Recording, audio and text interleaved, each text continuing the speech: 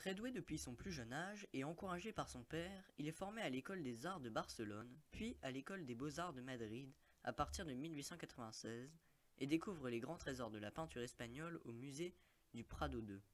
En 1900, il visite Paris et est influencé par des artistes comme Honoré Daumier ou Toulouse-Lautrec.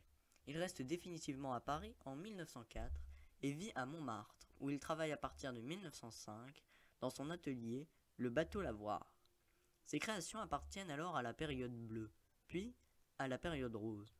Ses œuvres de cette époque sont appelées papier collé. En 1917, il participe comme décorateur au spectacle de la troupe des ballets russes.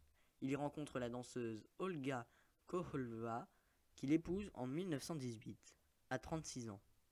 Leur fils, Paulo, naît en 1921.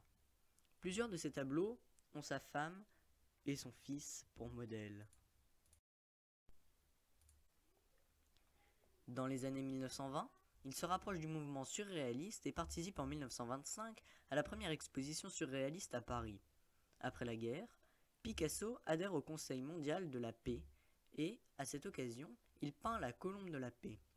Dans ces dernières années, il vit et travaille le plus souvent sur la Côte d'Azur, à Vallauris, à Cannes et à Mougoin, où il meurt en 1973.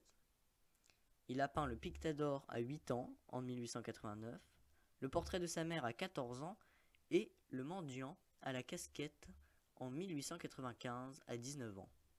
Parmi les œuvres de ses débuts, on peut citer Picasso et sa sœur, Lola, Malaga, vers 1888, Le vieux pêcheur, Malaga, été 1895, Maternité au bord de la mer, Barcelone, 1902, L'enfant au chien, Paris, 1905, La femme et l'éventail, Paris, 1905.